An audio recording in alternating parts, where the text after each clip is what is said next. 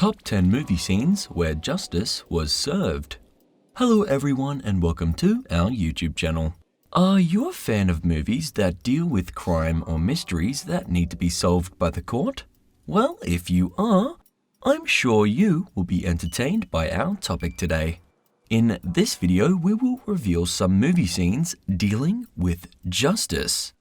This might include crimes and other thrilling cases that might bring you excitement.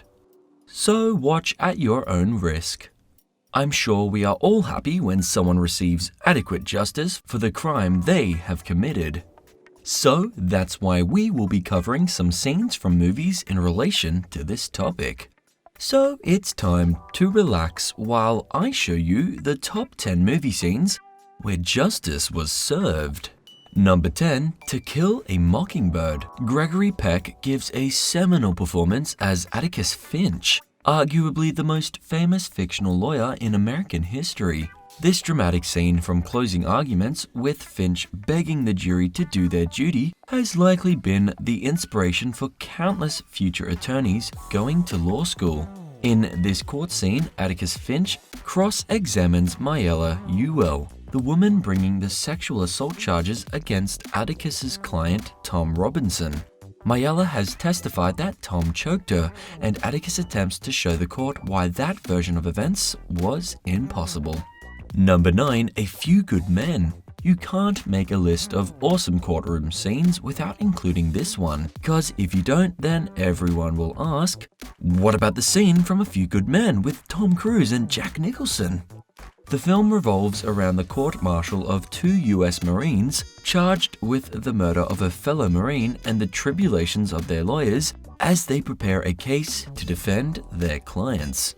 Number 8, Oh God. When little Nathan Birnbaum, aka George Burns, was born in New York City in 1896, his parents could never have thought that 81 years later, he'd be playing no smaller a role than the Almighty on the big screen. In this 70s classic, George Burns appears as God to Jerry Sanders, played by John Denver, an assistant grocery store manager, and urges him to accuse a local preacher of being a phony. After being sued for slander by a charismatic preacher that God directed Jerry to call a phony, Jerry decides to prove his story in a court of law. Jerry argues that if God's existence is a reasonable possibility, then he can materialize and sit in the witness chair if he so chooses. At first, God fails to appear and the judge threatens to charge Jerry with contempt for what you apparently thought was a clever stunt. Jerry argues that when everyone waited for a moment to see what would happen, when he raised the mere possibility of God making a personal appearance in the courtroom, it proved that he at least deserves the benefit of the doubt. Number 7, Amistad. Slavery could, I suppose, be seen largely as a matter of laws and property, at least to those benefiting from it. One of the astonishing facts revealed in Steven Spielberg's Amistad is that 7 of the 9 US Supreme Court justices in 1939 were slave-owning Southerners.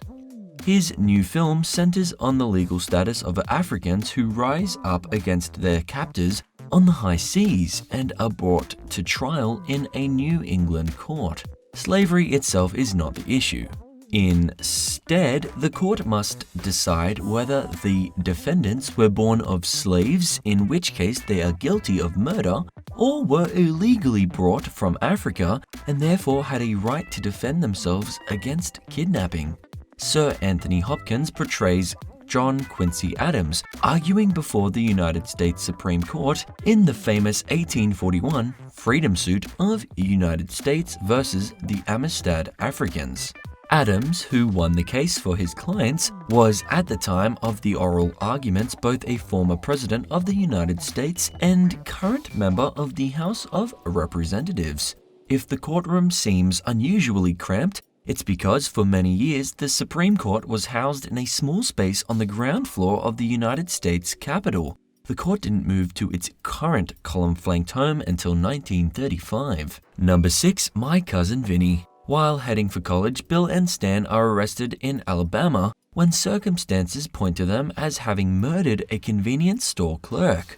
Unable to afford an attorney, they turn to Bill's Cousin Vinny, a brash New Yorker who took 6 tries to pass his bar exam. Worse, until now, he's only taken personal injury cases, none of which have gone to trial.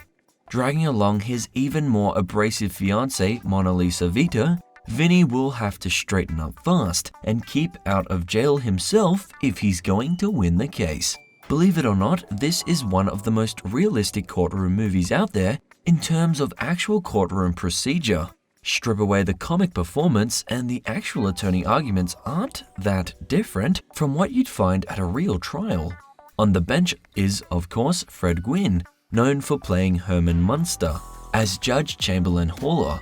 It's arguably the greatest courtroom movie of all time, and practically every scene is a classic. But watching Vinny and Judge Haller debate the pronunciation of youths will never ever get old. Number 5. Star Trek VI: The Undiscovered Country. On their final mission before retirement, Captain Kirk and Dr. McCoy find themselves wrongfully accused of murdering the Chancellor of the Klingon High Council. The judge in this scene is played by the actor Robert Eastman, who worked for decades as a famed Hollywood dialect coach, becoming known as the Man of 1,000 Voices for his mastery of various English accents.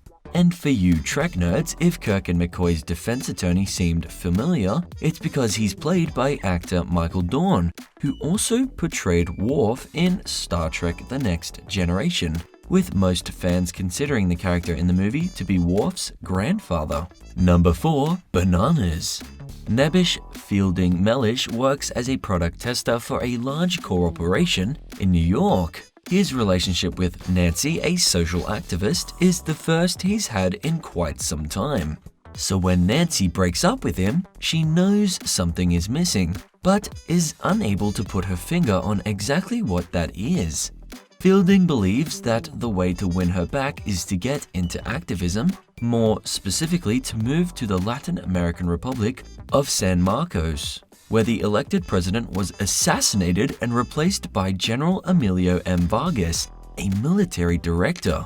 Nancy first met Fielding in trying to get signatures on a petition for the US to break all ties with the military government. Being an American, Fielding ends up being used as a pawn between Vargas and the revolutionary forces led by Esposito, that function of pawn which may have fatal consequences for him. The question becomes if he is able to survive, whether his actions in San Marcos will produce his desired end goal of getting Nancy back. In this Woody Allen classic, we find Fielding Mellish, a nebbishy New Yorker who accidentally becomes president of a small fictional South American county on trial for fraud. The scene features memorable testimony from J. Edgar Hoover, and in a prescient preview of future courts increasingly adopting alternative sentencing, all charges are dropped on the condition Mellish doesn't move into the judge's neighborhood. Number 3. The People vs. Larry Flint. Yep, that's the real Larry Flint playing former Ohio Judge William J. Morrissey, who presided over Flint's criminal obscenity trial in the early 1980s. And no, your eyes aren't playing tricks on you, that's actually Democratic strategist James Carville, still with some hair, playing the prosecutor. Number 2. Anatomy of a Murder. After seeing George C. Scott in a courtroom scene at the very end of his career, here he is 40 years earlier at the beginning, across from opposing counsel Jimmy Stewart. The original best-selling novel was written under a pseudonym by John D. Volker, a justice of the Michigan Supreme Court. The film started a movie tradition of interesting cameos on the bench in courtroom scenes. The judge is played by actual attorney Joseph Welch, an active participant in the McCarthy hearings. And for our number 1 spot, Inherit the Wind. The Scopes Monkey trial obviously holds a special place in our hearts here at CVN, being the first trial in the United States broadcast live over the radio. The original 1960 version of this classic starring Spencer Tracy often appears in similar lists, and rightly so. but the overlooked 1999 remake with Jack Lemmon and George C. Scott, who both passed away shortly afterwards, holds up on its own. Lemmon plays Henry Drummond, a fictionalized version of legendary defense attorney Clarence Darrow. Scott portrays Matthew Harrison Brady, a fictionalized version of William Jennings Bryan. Notably, in the 1996 Broadway version, Scott played the role of Drummond. That's all, and thanks for watching. If you enjoyed watching this video, just like and subscribe, and get notified on this channel so you won't miss out on the latest videos. As always, have a nice day.